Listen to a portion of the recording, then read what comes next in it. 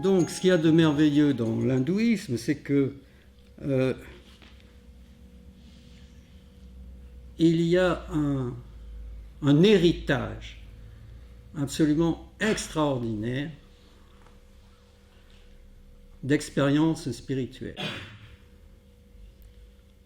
Un héritage extrêmement ancien. Et cet héritage a évolué. Ce que l'on retrouve toujours dans l'hindouisme, c'est l'idée que l'être humain peut s'élever et dans les moyens de cette élévation, tout est permis. C'est ce que nous ne comprenons pas en Occident. C'est-à-dire qu'à partir du moment où l'on aime ce que l'on fait, eh bien, on peut en quelque sorte choisir sa voie. Alors, pour s'élever dans la conscience, il y a toutes les possibilités. Il peut y avoir des voies très très sèches où on va se torturer le corps, mais avec l'idée qu'à travers ces macérations, on va parvenir à dégager la conscience de l'enveloppe charnelle et que dans ce mouvement-là, à la fin, il y a ce qu'on appelle une illumination, un contact avec Dieu pour certains, pour d'autres la cessation des réincarnations, et pour ceux qui se contentent des faits, ce qu'on appelle le nirvana, le samadhi, c'est-à-dire l'accès à une condition psychologique nouvelle, absolument nouvelle, qui est donc incompréhensible tant qu'elle n'a pas été expérimentée. Donc c'est ça qui est merveilleux dans l'hindouisme, c'est que l'on sait qu'un jour on va basculer autre part, mais on ne se raconte pas d'histoire, parce qu'il n'y a pas la notion de salut, c'est plutôt l'idée qu'à travers des passages successifs sur la terre, il y aurait en nous une âme qui chaque fois progresserait davantage. Et nous avons ainsi plusieurs voies. Comment développer mon âme si j'en ai une? Eh bien là, nous avons donc la voie de l'amour, où l'amour est avant tout porté vers Dieu, vers le divin. Il y a d'autres voies intégrales dans lesquelles on s'imagine qu'on peut tout aimer indistinctement, avec certains risques. Alors bien sûr, il y a le krishnaïsme. Il y a aussi une mythologie extraordinaire, très très très très très riche, qui est naturellement beaucoup plus joyeuse que l'image que le christianisme nous donne, c'est-à-dire le Fils de Dieu lui-même est crucifié. Et là, il y a en nous quand même une question qui se pose, tandis que en Inde, la spiritualité est souvent vécue comme une chose extrêmement joyeuse, c'est se rapprocher de Dieu. Et il n'y a pas de raison de penser que se rapprocher de Dieu fasse souffrir. Ou si nous souffrons, c'est parce que nous ne sommes pas capables de trouver le chemin le plus direct pour nous abandonner à Dieu. Mais pour ceux qui ne sont pas capables d'aimer, mais qui veulent quand même se rapprocher d'une connaissance de soi exhaustive, ou de ce fameux nirvana qui fait rêver, puisque ça règle tous les problèmes psychologiques, il y a aussi ce qu'on appelle le jnana yoga, c'est-à-dire le yoga de la connaissance. Donc le yoga de la connaissance, c'est très intéressant. On commence à essayer de comprendre de quoi on est composé. Nous sommes donc composés d'agrégats, selon les grands maîtres du yoga de la connaissance hindou. Et donc, on admet que nous ne sommes pas une seule personne, donc qu'il y a en nous différents personnages qui veulent différentes choses et qui se combattent. Et par l'aspiration à régler tous ces problèmes, par l'observation, on parvient à avoir une action directe sur ces petits personnages intérieurs qui sont toujours avides de ceci ou qui ont toujours peur de quelque chose. Et donc cette voie du Jnana Yoga ne s'est pas interrompue non plus depuis des milliers d'années.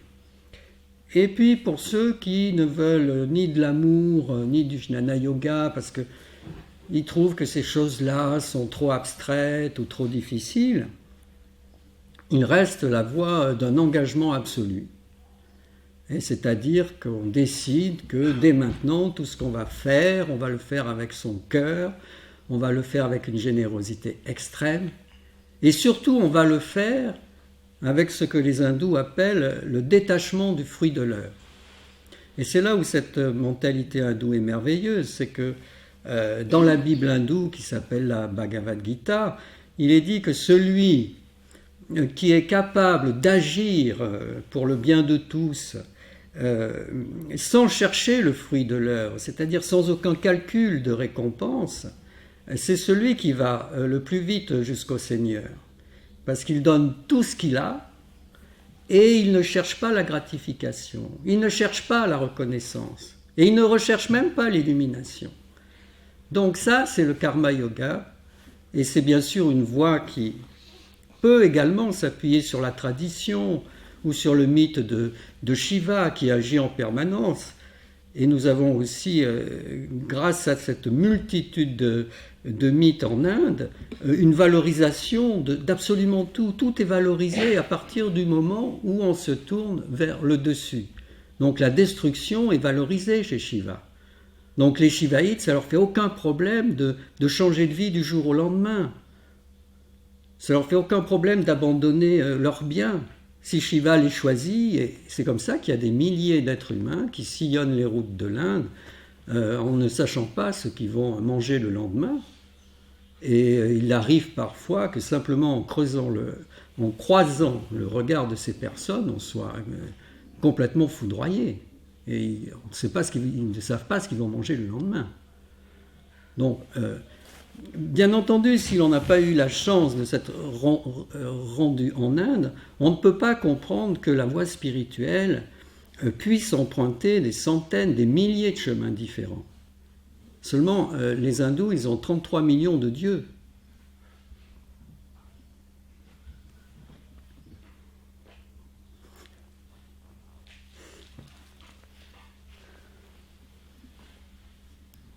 Le plus intéressant, c'est donc qu'un être humain qui possède une aspiration à l'élévation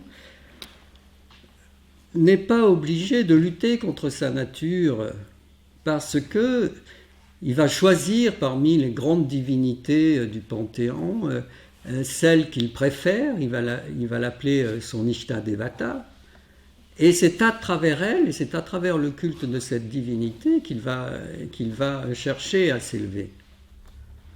Donc si on est très profondément imbibé de l'amour, eh bien chez soi on va avoir sur son petit autel familial un grand nombre de divinités, parce qu'il ne faut pas faire de jaloux naturellement. Mais on va choisir Krishna, parce que Krishna c'est l'amour et c'est ce qui correspond le plus à notre Christ, et c'est peut-être même la même racine. Mais si l'on aime vivre intensément, si l'on aime la bagarre, si l'on aime s'impliquer à fond dans les choses, si on a une nature très très passionnée, eh bien on peut choisir Shiva.